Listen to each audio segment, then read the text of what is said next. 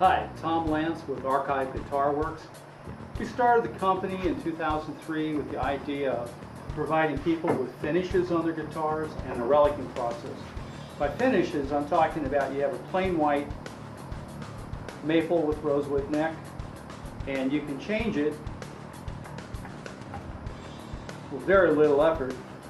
So basically, I usually take polyurethane, this is a cheap lacquer finish on this body, and do the checking, and do what they call the relicing process. And that means aging, for example, aging the tuners.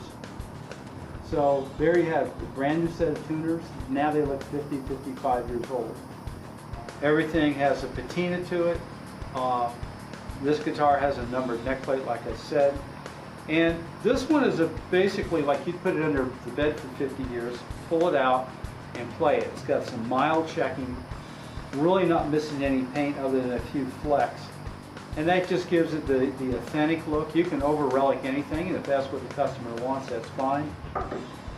Basically try to give you an authentic experience at a very reasonable price. So what we're doing is relicing this Telecaster body. This came off a brand new Squier Bullet Telecaster sold at Musician's Friend or Guitar Center. A couple things that are noteworthy. It is a string through as compared to the Affinity Squier Telecaster. It does have the squared off edge here, which is nice. I had an antique dealer, vintage guitar guy in Austin, Texas, tell me it cannot relic bodies made from polyurethane. That's absolutely not the case. Now the difference between nitrocellulose and poly, nitrocellulose, you use your liquid coolant from your dustbuster or your refrigerant for AC, and you can relic the body or check it, if you will, in 10 or 15 minutes. Relatively fast process. Polyurethane and the other kinds of lacquers used on less expensive guitars take quite a bit of work. So we start the process by placing the dry ice on the body of the guitar. And you're going to be rubbing that back and forth, or you can let it sit there under a towel to prevent it from evaporating. Remember, dry ice isn't really liquid, so it evaporates. Under the towel, it can actually bake. In other words, in 1 to 3 hours, left alone, all this will check. When you move it around, you can buy as much dry ice as you want. But when you put it under the towel and leave it alone, it will check. You do the same thing on the back side. So circular motion is the best thing.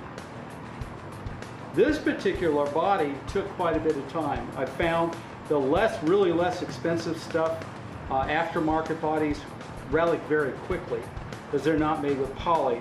Fender American Standard, Teles and Strats are all polyurethane. Why are they made of polyurethane? Because it's a very, very durable finish. If you've ever owned a nitro guitar, Gibson SG, Les Paul, or an old vintage Fender, nitrocellulose is cool, but the problem is it's very soft, scratches, it dings, and polyurethane protects the guitar's finish. So once we've got the requisite amount of cracking that we want, and maybe you can see that in the close-up, we're going to go ahead and rub some color into those cracks. And the reason you do this is it makes those cracks pop, if you will. You got two products you can use. You can use Kiwi's shoe polish. You can use black craft paint. I think today we're going to go ahead and use craft paint. If you're doing a black body, Strat or Tele, you'd use white craft paint. Same principle. So just to give you an idea what that'll look like when we're done,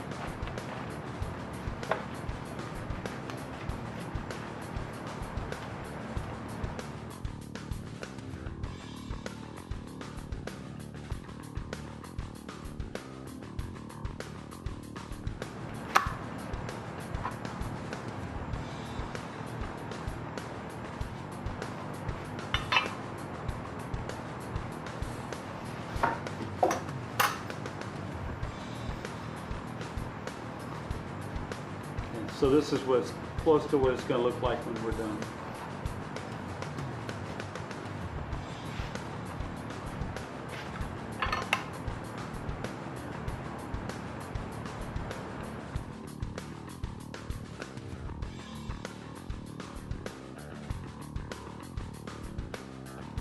Okay, so what we have here is the Squire Bullet Telecaster neck in its original state. This is a satin finish, but as you can see, they've not put any amber tint on it. This is a Squire Classic vibe that probably has more tint than I would even use, but it gives you the idea that you can go from this all the way to that. So the first thing we're going to do to get the Relic process started on the neck, we're going to go ahead and tint the nut, and that's right here. Again, using my reducer, and this is a product from Crystal Lac. You can order it on eBay. So I don't want this thing real dark and amber. I just want to take that bone white off of it, and right now it's about where it needs to be, so we're done there. That's going to have to air dry. Next phase is to go ahead and start shooting. And this is a product made by Guitar Ranch out of Houston, Texas. They do every Fender vintage color and every Gibson vintage color. They do Gibson Gold Top Les Pauls color, for example. So here we go. We're going to go ahead and start. And I'm going to go over it lightly first.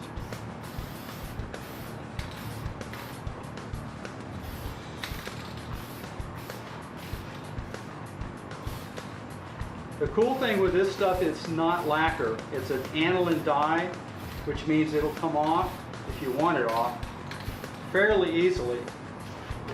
So now we're going to go ahead and prop it to dry it. And we're just going to let this air dry. I'm going to go back over it a few more times.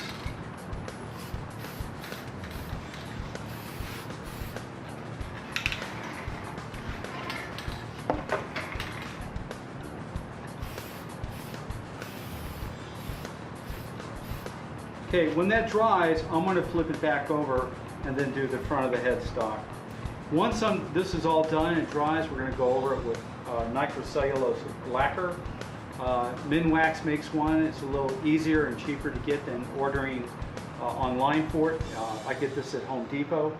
And then when you're done spraying that, then I go ahead and hand wax that with whatever wax you want. I use Meguiar's because Meguiar's makes 4 or 5 stages of buffing, from the real gritty stuff to the real high polish, so it makes for a nice hand polish.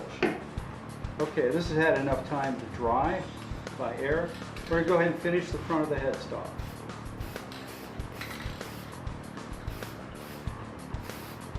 Hit the sides just a little bit.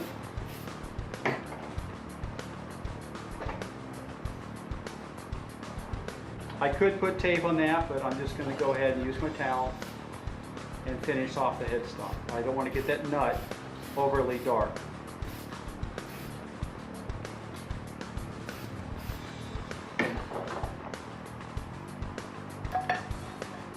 Okay, we're at a good place with this. Next, we're going to move on to relicing the Stratocaster body, which will involve more than just the checking. It'll actually mean relic rubs, things to make it look authentic. We're going to make this one what I would call a pretty deep relic. You can do light ones. That Telecaster body was light. This is going to be more of a deep one. So next we're working on a Stratocaster body relic. This is in the process now of what I call baking. Essentially, you take your dry ice, you place it where you want it on the body, place a towel so again it doesn't evaporate. And what that does in 2, 3, 4, 5 hours, it'll actually crack the body without you doing anything to it. And that comes in handy when you're working on a couple projects at once. So we take the towel off, we have the dry ice. And we're going to just look at it and see if the dry ice has done anything to it to help us. I would say that that's a negative. It hasn't done a whole lot. But we'll go back to the front. We've got enough cracks there we can start with. I'm going to just see if I get any more checking out of it by doing this.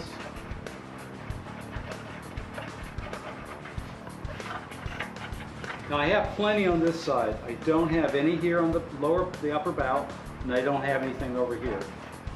So we'll go ahead and stop that for just a minute.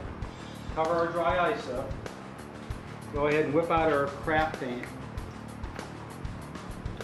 And again, it's the same process as the Telecaster.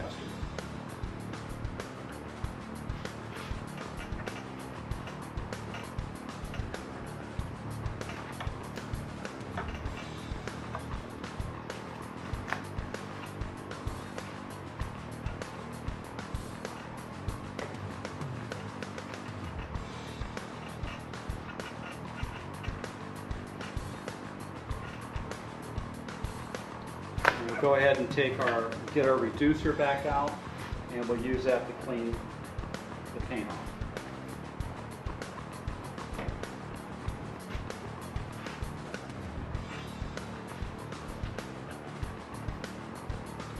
So essentially, we've got our checking there. It's not real severe, but we're not done with it yet. And we can always go back and work on the checking.